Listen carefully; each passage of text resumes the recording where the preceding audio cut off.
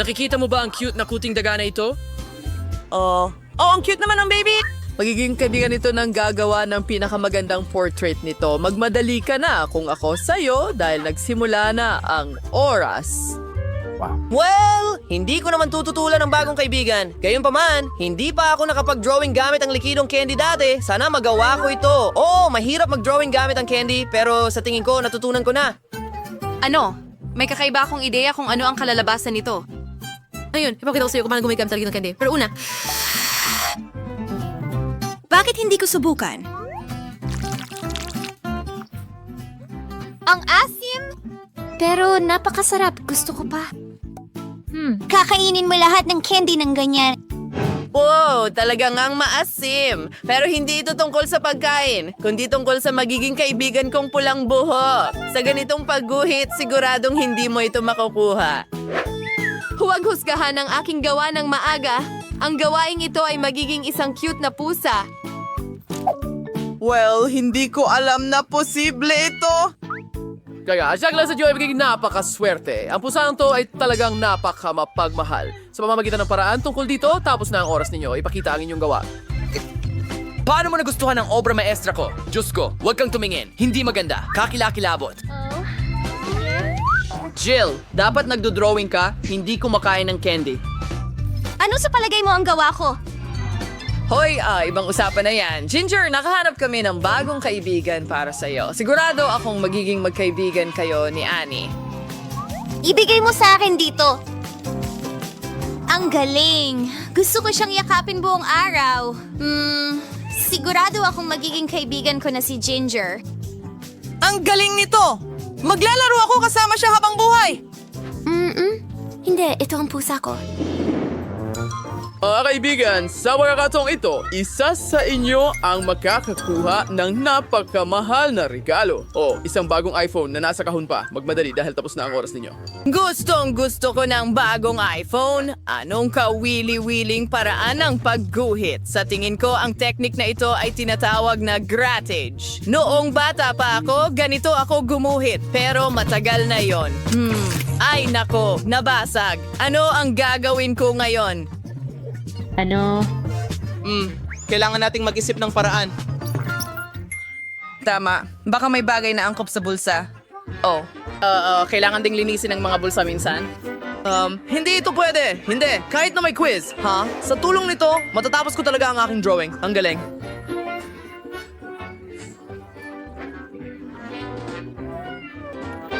Tada, handa na ang lahat. Mukhang astig ito. Jill, ikaw naman, gumuhit ka. Madali lang. Magaling ako sa pagguhit.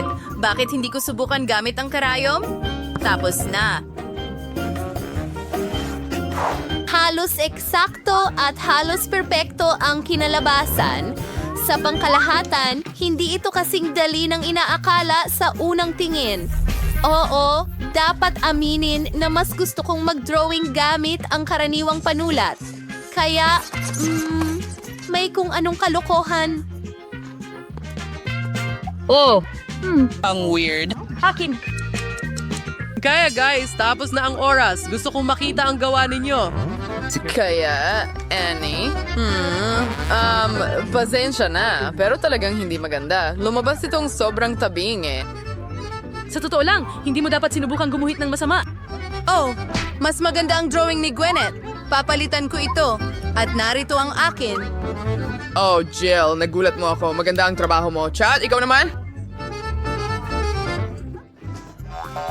Sige. Ano sa tingin mo sa akin? Sinubukan ko talaga ng mabuti.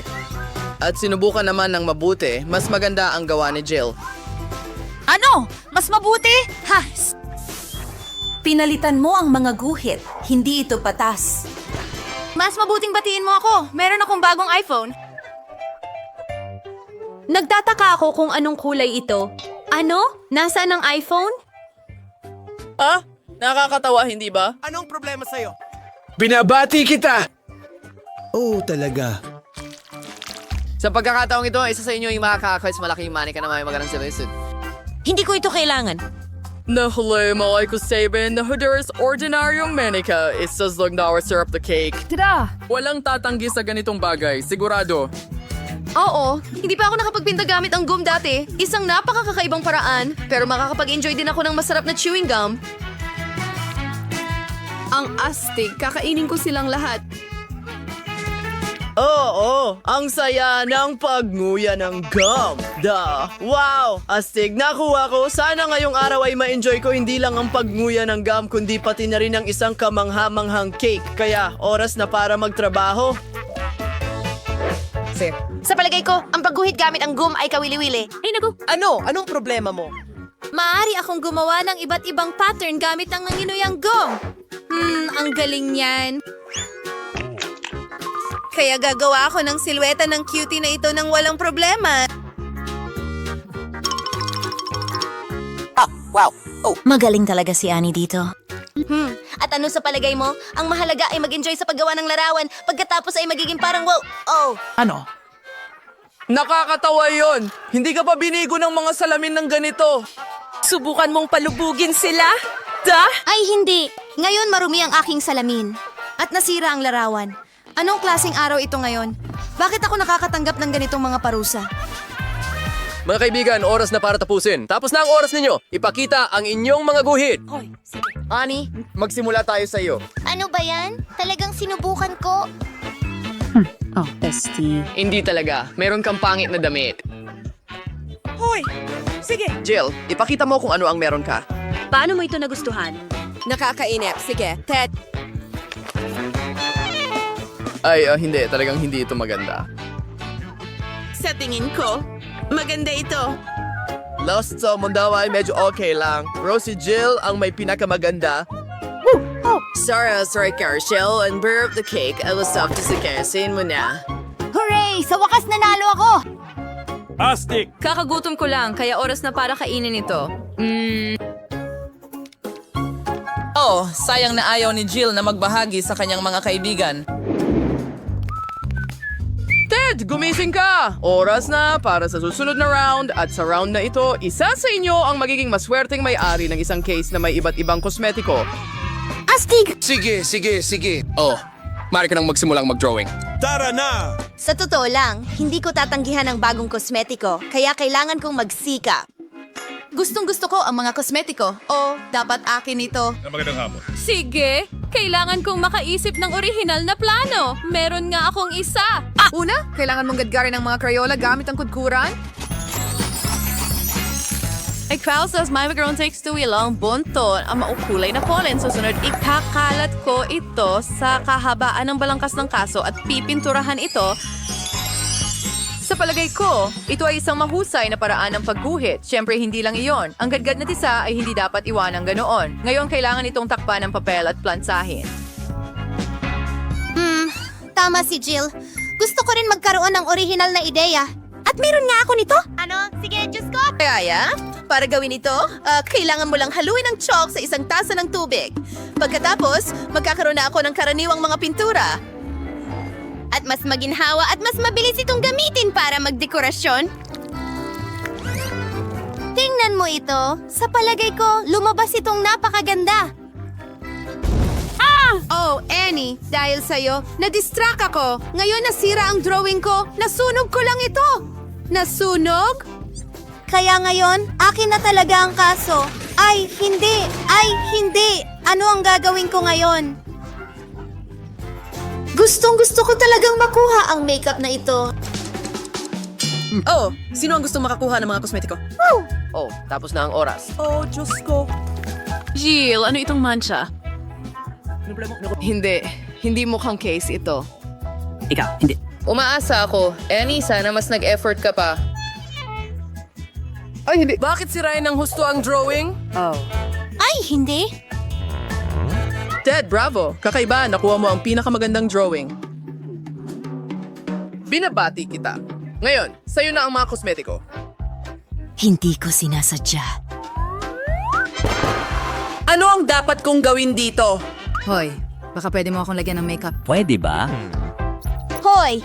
Bakit ikaw lang? Gusto ko rin! Eksakto, may isa akong naiisip. Mga babae, maghanda na. Ngayon gagawin ko kayong mga tunay na dalaga. Tadam, anong ganda. Dapat nakita mo ang sarili mo. Dapat nakita mo ang sarili mo. Ano? Ano? Anong bangungot? Bakit niloloko ang mga babae ng ganyan? Ano? Hayaan mo akong tingnan. Ay, hindi. Bakit mangutya? Hindi ba ako pwedeng magbiro?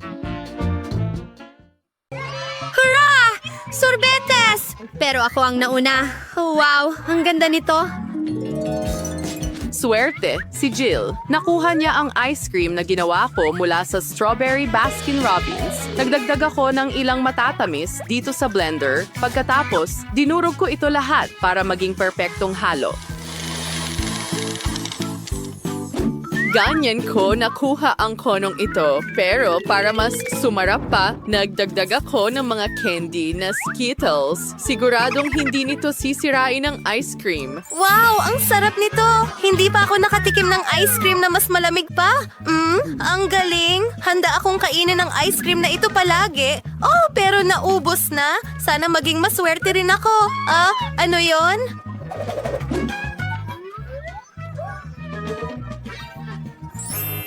Ani, sa simula akala ko rin na magkakaroon ka ng masarap na ice cream, pero naisip ko na mas masaya kung magdagdag ng mabahong keso sa Vanilla Baskin-Robbins. Pagkatapos, hinalo ko ng mabuti ang lahat sa blender. Ganito ko nakuha ang makapal na halo na ito. Bukod sa lahat, itong mga nakakadiring bulate, sa tingin ko hindi nila alintana na kainin ang ice cream na ito mismo. Oh, hindi. Siguradong hindi ko ito kakainin. Ilayo mo sa akin. Oh, sino ang gumawa ng mga patakarang ito? Sige. Kung hindi mo iisipin, hindi naman ito ganun kasama. Kahit na sino ang niloloko ko, nakakatakot ito. Hindi! Sa round na ito, maglalaro tayo? Ha? Ako ang una. Ano bang meron tayo? Ano? Jill, wala akong maipapasaya sa'yo ngayon dahil kailangan mong kumain ng ice cream na may mustasa. Lagi kong iniisip kung ano ang kalalabasan ng halo. Sana magpatawa ito sa'yo. Para sigurado, nagdagdag din ako ng sprinkle na parang pagkain ng pusa.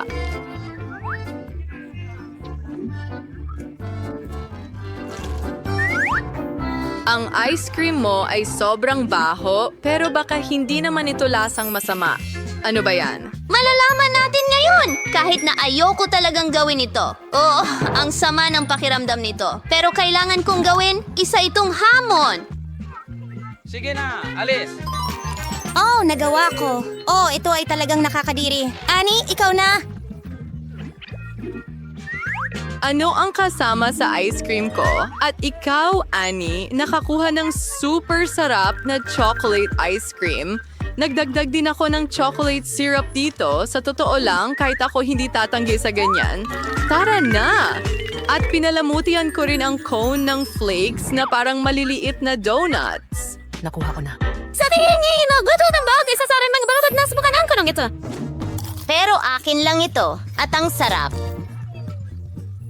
Imposibleng huminto. Hindi ito patas. Oh, marumi kayong lahat. Sa pagkating dason ay maluluri sa ising larit. Oh, ako na naman ang pangalawa. Sa wakas, hooray! Oh, talagang maswerte ka. Para gawin ito, hinalo ko ang vanilla ice cream sa ilang donuts sa blender. Sa tingin ko, ginawa nitong hindi malilimutan ang lasa ng iyong cone at syempre, para sa kagandahan, maglalagay ako ng kaunting makukulay na sprinkles sa ibabaw. Ganyan lang. Kahit na, sino ba ang niloloko ko, magdagdag ng maraming sprinkles. Napakaastig nito. Oo. Wala pa akong natikmang mas masarap pa. Oh, dapat may masarap din ako. Oh, bakit ang baho nito? Ani, malas ka ngayon. Mayroon kang pistachio ice cream kung saan naglagay ako ng kaunting atsarang pipino at hindi pwedeng walang ilang piraso ng pipino. Ang lahat ng ito, gaya ng dati, ay dinurog ko sa blender at sa ibabaw ng cone, nagdagdag ako ng ilang piraso ng paboritong bawang ng lahat. Bon appetit! Ang baho. Para makagat ang konong ito, kailangan mo talagang isara ang ilong mo kahit na hindi rin ito makakatulong. Talaga bang nakakadiri iyon? Pero ang bawang ay malusog? Ito ang pinaka-nakakadiring sorbetes na natikman ko at parang gusto nitong bumalik. Sa pagkakataong ito, titingnan natin sa bilang ng 3. Wow! May sorbetes akong may gum. Hindi pa ako nakakita ng ganito. Oo. Ako rin, pero parang magiging magandang ideya iyon. Gracie, gayon pa man, bago ko palamutian ang sorbetes ng gum cheer, hinalo ko ito sa mga usbong ng broccoli at mantikilya. Sa tingin ko, hindi ito masarap, pero baka talagang mailigtas ng chewing gum ang sitwasyon.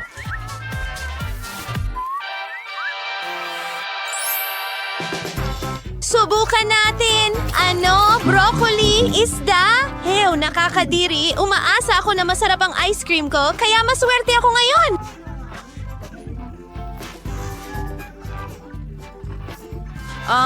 Hindi talaga, Jill. Sa pagkakataong ito, nakakuha ka ng pistachio ice cream na hinalo ko sa seaweed sa blender. Mukhang pistachio ice cream lang ang cone, pero may sorpresa ito. At naisip ko rin na magiging napakaganda kung palamutian mo ito ng mga chocolate balls. Inaasahan ko na ito. Nakakadiri. Kahit ang mga tsokolating bola ay hindi nakakatulong sa sitwasyon. Pareho tayong malas ngayon. Pero sa pagkakataong ito, ako ang mauna. Exactly kung noong lasa ng ice cream na may kole na nilagyan ko ng hilaw na paya ng manok at ketchup. Sana maging napakasarap nito, lalo na pagkatapos kong palamutian ang cone ng maliliit na marshmallow. Tingnan mo kung gaano sila ka-cute. Mukhang napakasarap. Tingnan natin kung totoo. Kasuklam-suklam. Hindi. Naawa ako sa'yo, kaibigan. Tingnan natin kung ano ang meron ako.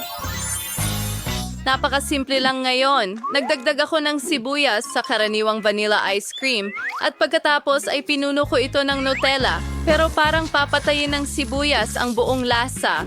Oo, sige, kaya nagdagdag ako ng ilang marmalade bears sa ibabaw. Baka mailigtas nila ang sitwasyon.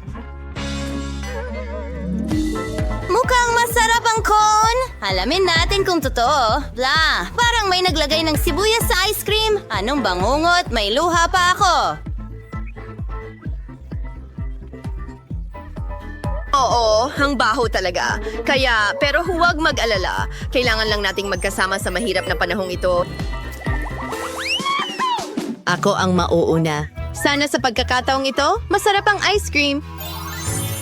Depende kung paano mo ito tignan dahil hinalo ko ang masarap na ice cream sa parehong masarap na Oreo cookies at pagkatapos ay nagpasya kong hindi makakasama ang kaunting nuggets. At para maging mas kaakit-akit ang aking obra maestra, naglagay ako ng ilang Cheetos dito, ganun lang.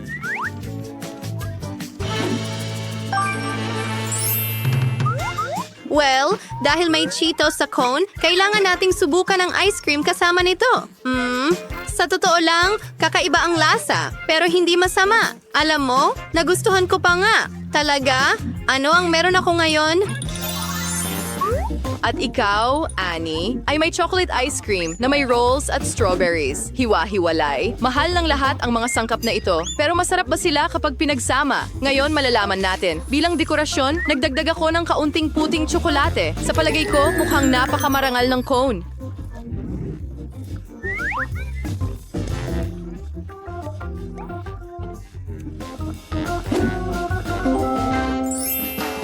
Iniisip ko kung gaano kasarap ang cone. Sa totoo lang, medyo cool. Hindi naman masama. Jill, sinuwerte tayo ngayon.